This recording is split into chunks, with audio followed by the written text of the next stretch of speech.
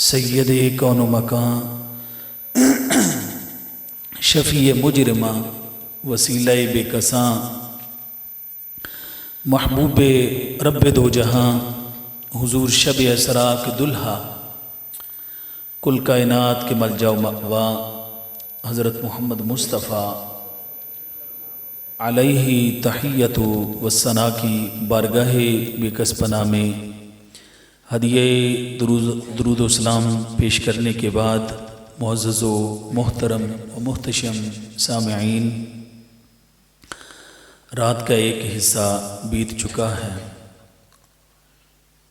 میں اس چیز کو سمجھتا ہوں کہ دن بھر آپ لوگوں نے اپنے کام کاج کیے اور صبح پھر یہی روٹین رہے گی۔ میں کوشش کروں گا کہ گفتگو کو لمبا نہ کیا جائے، اختصار سے گفتگو کو ختم کیا جائے۔ مبارکباد کے مستحق ہیں وہ والدین جن کے بچوں نے آج قرآن پاک کا آخری سبق سنا کے حفظ القرآن مکمل کیا، اور بالخصوص صدہ مبارکباد کے مستحق ہیں ان کے استاد گرامی جناب مولانا قاری زاہد حسین صاحب۔ میں ادھر بیٹھا سوچ رہا تھا کہ آج ماشاءاللہ حافظ صاحب نے 7 بچے اس گاؤں کے حافظ بنا دیے ہیں، اور وہ بچے تمام کے تمام ایسے نہیں ہیں کہ جو آج کل کے مدارس سے بچے آ رہے ہیں، نہ انہیں ان کا تلفظ ہوتا ہے، حروف کی ادائیگی ٹھیک نہیں ہوتی، نہ ان کا قرآن یاد ہوتا ہے۔ جتنے بچے انہوں نے پڑھائے ہیں اللہ کی فضل اور اس کی عنایت سے ان سب کو قرآن یاد ہے، اور یہ تنے تنہا لگے ہوئے ہیں کسی کی سپورٹ کے بغیر۔ وہ جو کسی نے کہا نا، شکوائے ظلمت شب سے کہیں بہتر تھا کہ اپنے حصے کی شمع جلاتے جاتے۔ 7 بچے آپ کو حافظ کر کے دے دیے ہیں، لیکن یار کم از کم آپ لوگ مل کے پورا گاؤں 7 مرلے کا مدرسہ بھی نہیں ان کے لیے بنا سکتے کہ گھر میں پڑھا رہے ہیں اپنے بچوں کے بیچ، اہل خانہ کے بیچ، اب 7 بچے حافظ بن جانے کے بعد تو آپ کو یہ یقین آ جانا چاہیے کہ یہ بندہ ڈیزرو کرتا ہے۔ اور ہم اپنے اس گاؤں میں کوئی ادارہ قائم کریں جہاں سے لوگ دور دراز سے اور قریب کے جتنے گاؤں ہیں ان سے بچے آ کے یہاں دین کی تعلیم حاصل کریں، قرآن کا علم حاصل کریں۔ بہرحال اللہ تعالیٰ انہیں استقامت عطا فرمائے۔ میری آج کی جو گفتگو ہے وہ بالخصوص یہ جو بچے آج جنہوں نے حفظ مکمل کیا ان کے والدین سے ہیں۔ عمومی طور پر ہمارے معاشرے میں والدین بچوں کو حفظ کے لیے لاتے ہیں، حفظ شروع کرواتے ہیں کہ ان کے پیش نظر رسول اللہ صلی اللہ علیہ وسلم کا فرمان ہوتا ہے۔ نبی اکرم صلی اللہ علیہ وسلم نے ارشاد فرمایا، من قرأ القرآن، جس نے قرآن پڑھا، وعمل بما فیہ، اور اس پہ عمل کیا جو اس میں ہے، البس والداہ تاجا یوم القیامۃ ضوءہ احسن من ضوء الشمس فی بیوت الدنیا۔ رسول اللہ صلی اللہ علیہ وسلم نے ارشاد فرمایا کہ قرآن کا جو حافظ ہے، قرآن کو حفظ کرنے والا، جس نے قرآن کو پڑھا اور جو کچھ قرآن میں ہے اس پہ عمل کیا، اس کے والدین کو ایسا تاج پہنایا جائے گا جس کی روشنی سورج سے بھی زیادہ اچھی ہوگی۔ فرمایا اگر یہ سورج دنیا کے تمہارے گھروں میں اتر آئے پھر اس کی جو روشنی ہوگی، اس تاج کی روشنی اس سورج کی روشنی سے بھی اعلیٰ ہے، اچھی ہے۔ والدین کے پیش نظر یہ حضور کا فرمان ہوتا ہے، اور وہ اس تاج کے خواہاں ہو کر، اس تاج کے خواہش مند بن کے کہ ہمیں بھی وہ تاج ملے گا، اپنے بچوں کو مدرسے میں بھیج دیتے ہیں حفظ القرآن کے لیے، اور یہ انہیں کوئی بتاتا ہی نہیں۔ بیٹھ سے یہ انہیں کوئی بتاتا ہی نہیں کہ تاج کی جو شرط ہے اس کے ساتھ، تاج ملنے کا جو وعدہ ہے یہ اس کے ساتھ ہے جو قرآن پڑھنے کے بعد جو کچھ قرآن میں بیان ہوا ہے اس پہ عمل بھی کرتا ہے۔ قرآن میں، حدیث میں، حضور کے جتنے بھی فرمانات ہیں احادیث میں حافظ قرآن کی شان سے متعلق، ان تمام شانوں کا تعلق عمل کے ساتھ ہے۔ اگر حافظ قرآن پڑھنے کے بعد قرآن کو بھول جاتا ہے، قرآن کی تعلیمات کو بھول جاتا ہے، اور پھر اس کو یہ پتہ ہی نہیں کہ قرآن کیا کہہ رہا ہے، تو یہ فضیلت جو بیان کی گئی ہے اس کے لیے نہیں ہے۔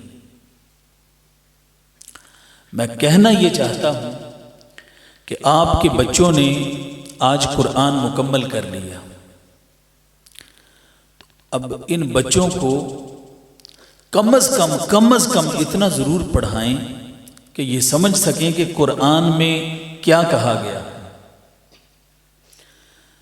اللہ نے ہمیں کیا فرمایا ہے۔ رسول اللہ صلی اللہ علیہ وسلم نے ارشاد فرمایا جو قرآن کا ایک حرف پڑھتا ہے، اللہ تعالیٰ قرآن کے ایک حرف کے بدلے ایک ایسی نیکی عطا فرماتا ہے جو 10 نیکیوں کے برابر ہوتی ہے۔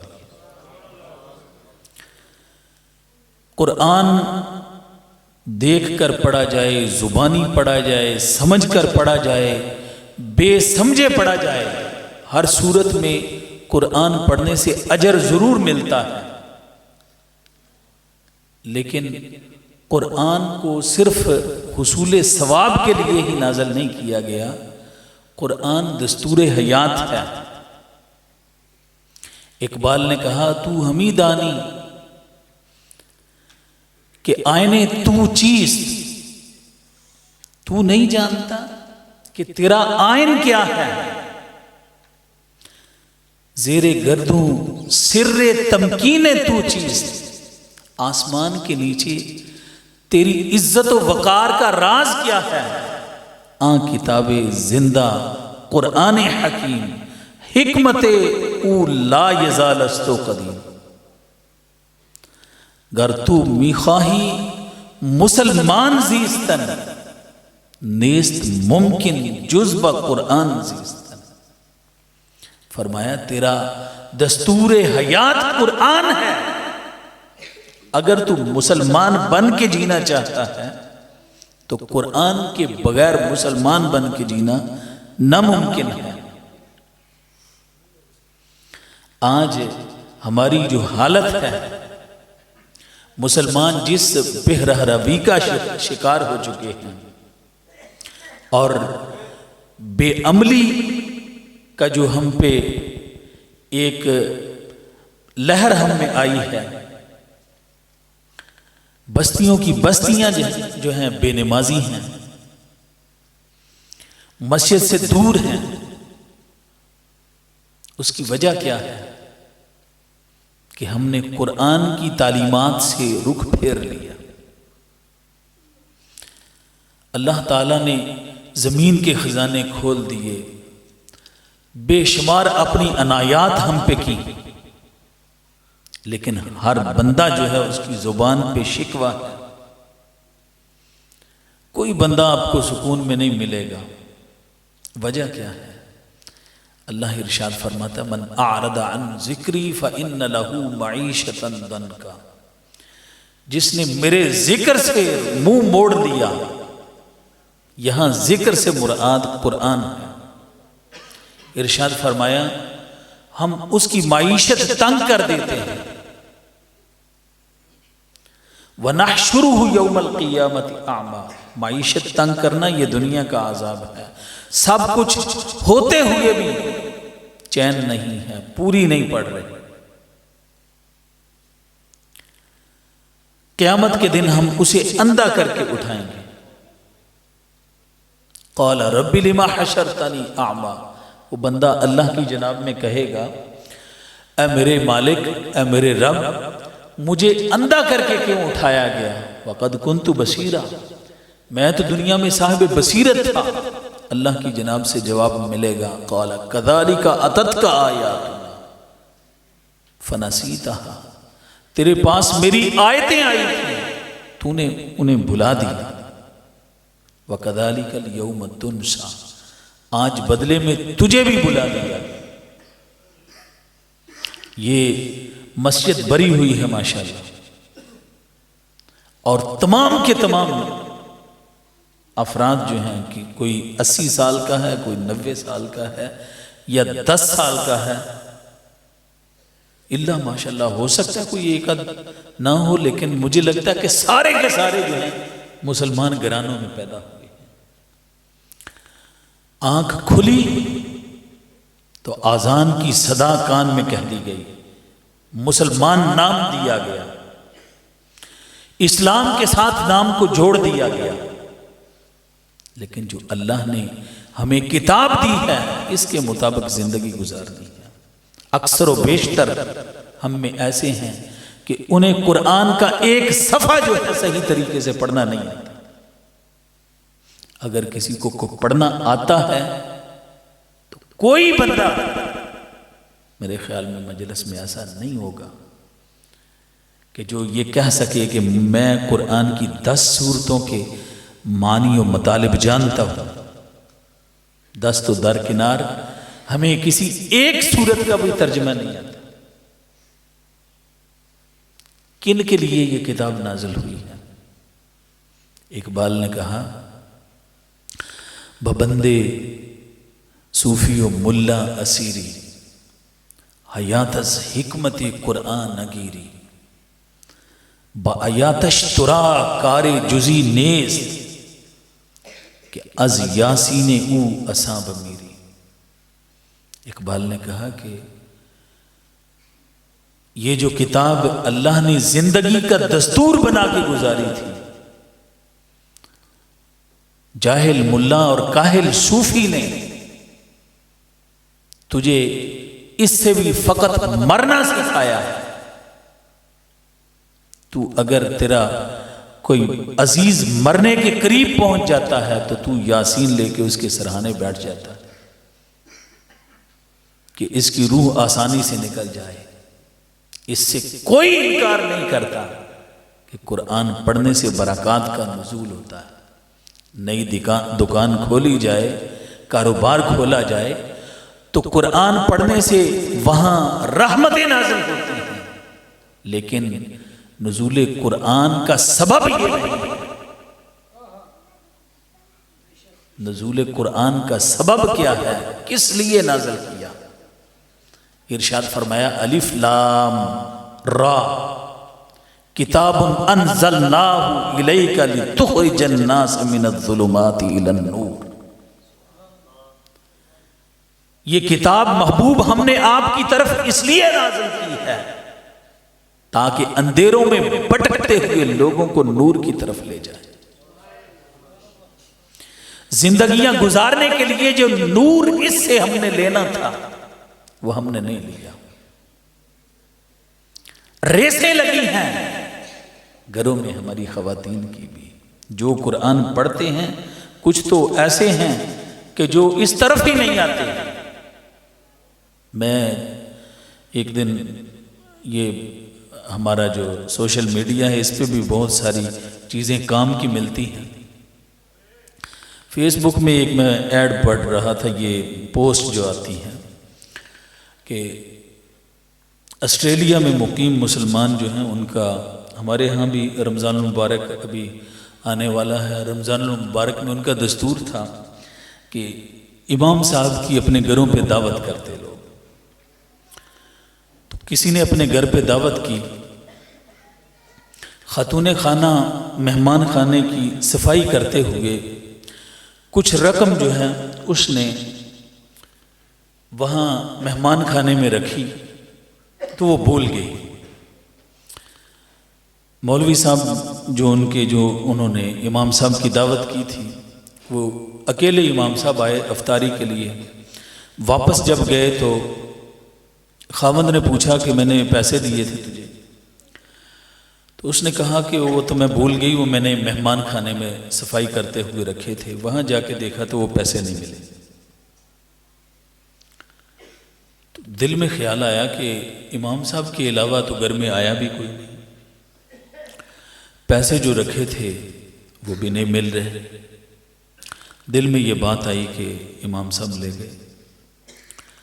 وہ بندہ جس نے اپنے گھر پہ دعوت کی تھی امام صاحب کا بڑا کلوز اور قریبی تھا، دل میں ایک نفرت پیدا ہو گئی کہ کتنی محبت سے گھر پہ انہیں بلایا تھا اور یہ جاتے ہوئے کیا کام ڈال کے گئے ہیں۔ وہ محبت جو ہے وہ تھوڑی سی کم ہوتی ہوئی دوری میں بدل گئی۔ سال گزر گیا، رمضان المبارک آیا، لوگوں نے پھر امام صاحب کی دعوتیں شروع کی، گھر پہ افطاری کا اہتمام کیا۔ وہ میاں بیوی جو ہیں دونوں آپس میں پھر صلاح کرتے ہیں کہ کیا کرنا چاہیے اس سال، امام صاحب کو افطاری کے لیے بلائیں یا نہ بلائیں۔ بالآخر انہوں نے فیصلہ کیا کہ بلاتے ہیں، لیکن امام صاحب کو وہ بات یاد ضرور کروانی ہے کہ یہاں پیسے رکھے تھے۔ یہ ڈیسائیڈ کر کے تو انہوں نے امام صاحب کو بلا لیا۔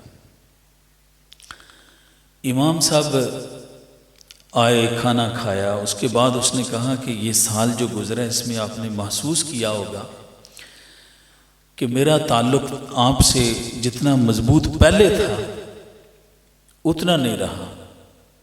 امام صاحب نے کہا کہ میں نے محسوس تو کیا، میں نے سوچا بھی تھا کہ میں وجہ پوچھوں،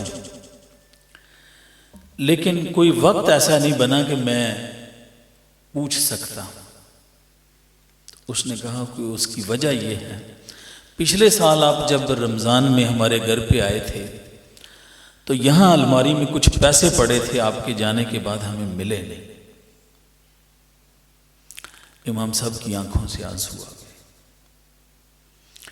انہوں نے کہا کہ میں جب کمرے میں داخل ہوا تھا پنکھا چل رہا تھا، کھڑکی کھلی تھی اور نوٹ اڑ رہے تھے، تو میں نے ان نوٹوں کو اٹھا کر یہ اوپر پڑا ہوا قرآن اس میں رکھ دیے کہ یہ تلاوت کے لیے کھولیں گے مل جائے گی۔ لیکن سال گزر گیا ہے، اللہ کے بندوں کیسے مسلمان ہو تم نے قرآن کھولا ہی نہیں۔ ہماری حالت کوئی اس سے الگ نہیں ہے۔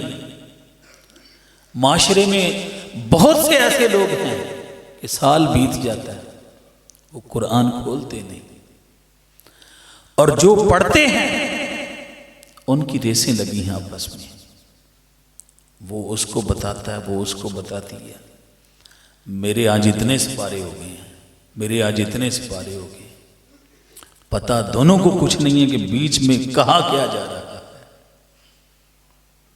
قاری پڑھ رہا ہوتا ہے، وہ عذاب کی آیت بھی پڑھے، ہم کہتے ہیں سبحان اللہ، جہاں پہ استغفر اللہ کہنا چاہیے وہاں پہ بھی سبحان اللہ۔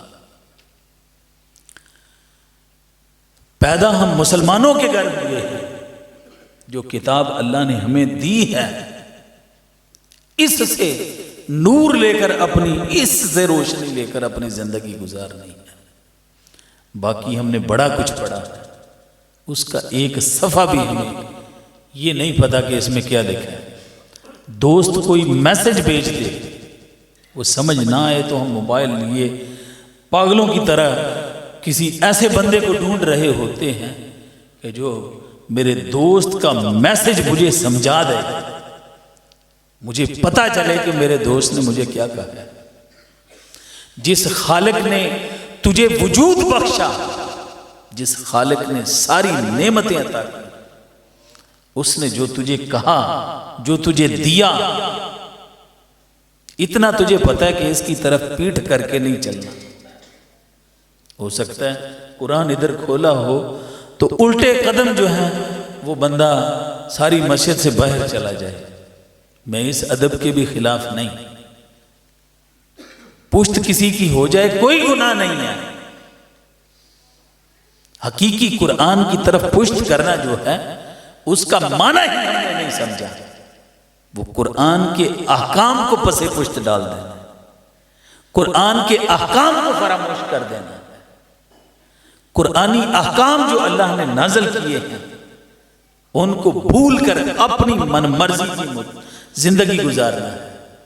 شتر بے مہار کی طرح میں جہاں سے چاہوں کماؤں، اپنا کمایا ہوا جہاں چاہوں خرچ کروں، میرا طرز زندگی نہ کوئی مجھے یہ خبر ہے کہ کون سا ٹائم ہے اللہ کی طرف سے بلاوا آیا ہے، آذان کی صدا کو لبیک کہتے ہوئے مجھے مسجد میں پہنچنا ہے۔ ان چیزوں کا ہمیں کوئی علم نہیں ہے۔ اور ہمارے معاشرے میں جو حفاظ بنتے ہیں ان کی بھی حالت اس سے کوئی مختلف نہیں ہوتی۔ یہ اللہ نے ہیرا دیا تمہیں، جو بعمل بھی ہے، با کردار بھی ہے، اور قرآن کو ایسے پڑھتا ہے جیسے پڑھنے کا حق ہے۔ لیکن ہیرے کی قدر جو ہے وہ جوہری کو ہوتی ہے۔ جو وہ کہتے ہیں کسی یہ گدھے جو رکھے تھے کمہار جنہیں کہتے ہیں، اس کے ہاتھ میں وہ ہیرا آیا، اس نے گدھے کے گلے میں ڈال دیا۔ میں نے تو بڑی درخواست کی ہے قاری صاحب سے کہ آپ میں نے مدرسہ اسی مہینے میں شروع کیا، تو آپ ادھر تشریف لائیں بچوں کو پڑھانے کے لیے، لیکن انہوں نے کہا گھر میں جو میں کر رہا ہوں اس کے لیے ہی برکت کی دعا کریں۔ تو صاحبو، بات یہ ہے کہ قرآن وہ کتاب ہے جس میں اللہ تعالیٰ نے ہر چیز کا حل دیا۔ رسول اللہ صلی اللہ علیہ وسلم کی زبان سے قرآن کی مدح میں ایک حدیث ہے، حضرت علی المرتضیٰ رضی اللہ تعالیٰ عنہ سے مروی ہے۔ میں آپ کو وہ سنا کے گفتگو کو سمیٹنے کی کوشش کروں گا۔ حضرت علی المرتضیٰ رضی اللہ تعالیٰ عنہ فرماتے ہیں، انی قد سمعت رسول اللہ صلی اللہ علیہ وسلم یقول، میں نے نبی اکرم صلی اللہ علیہ وسلم کو فرماتے ہوئے سنا، الا انہا ستکون فتنۃ، خبردار آگاہ ہو جاؤ، ان قریب فتنوں کا دروازہ کھلنے والا۔ فقلت مل مخرج منہا یا رسول اللہ۔ حضرت علی المرتضیٰ رضی اللہ تعالیٰ عنہ فرماتے ہیں، میں نے نبی اکرم صلی اللہ علیہ وسلم سے پوچھا، یا رسول اللہ، اس سے نکلنے کا راستہ کیا ہے؟ یہاں 1 منٹ کے توقف کے ساتھ میں آپ کی توجہ اس طرف دلاتا ہوں، ہمارے درمیان اور حضور کے صحابہ کے درمیان فرق کیا ہے؟ ہم میں سے اگر کوئی ہوتا تو پوچھتا، یا رسول اللہ کہاں سے آئے گا، کیسا فتنہ ہوگا، کب آئے گا، کیوں آئے گا؟ جو حضور کے تربیت یافتہ ہیں، حضور کے شاگرد ہیں، کوئی سوال ایسا نہیں کیا۔ یہ سوال جو ہیں ان کا معلومات کے ساتھ تعلق ہے، عمل کے ساتھ تو کوئی تعلق نہیں۔ جو سوال کیا وہ ڈائریکٹ عمل کے ساتھ تھا. مل مخرج منہا یا رسول اللہ، یا رسول اللہ اس سے نکلنے کی راہ کیا ہے؟ قال کتاب اللہ، حضور نے فرمایا اس سے نکلنے کی راہ اللہ کی کتاب. سارے فتنوں سے، ساری آزمائشوں سے نکلنے کا راستہ وہ ایک ہے، وہ کتاب اللہ. پھر ارشاد فرمایا فیہ نبأ ما کان قبلکم، اس میں جو تم سے پہلی قومیں گزری ہیں، قوم عاد، قوم سمود، ساری قوموں کی خبریں اس میں ہیں. وخبر ما بعدکم، اور تمہارے بعد میں آنے والے جو لوگ ہیں ان کی خبریں ہیں. وحکم ما بینکم، اور تمہارے آپس کے جو اختلافات ہیں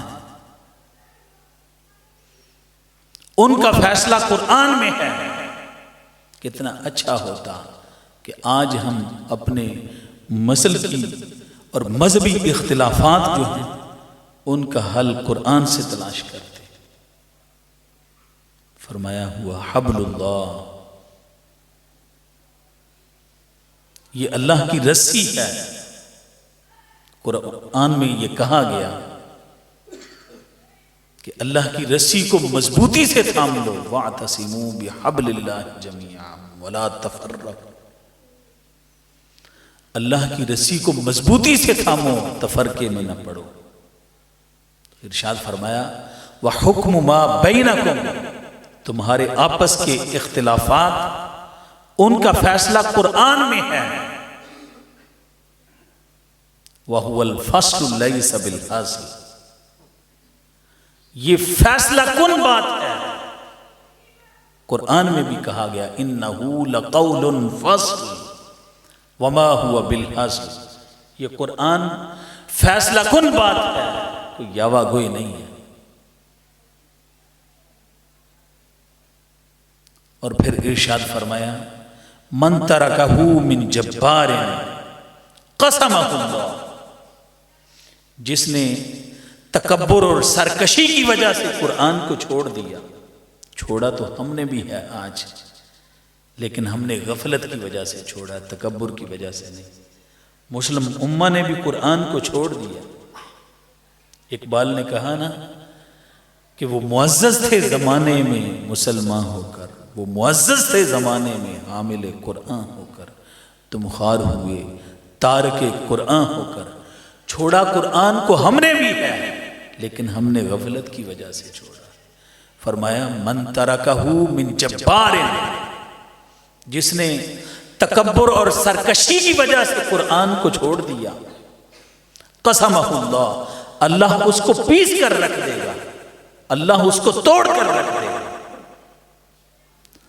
وَمَنِ ابْتَغَى الْهُدَى فِي غَيْرِهِ أَضَلَّهُ اللَّهُ، جو قرآن کو چھوڑ کر کہیں اور کسی اور کتاب سے ہدایت کا طلبگار ہو کر ہدایت تلاش کرے گا، اللہ اس کو ضرور گمراہ کر دے گا.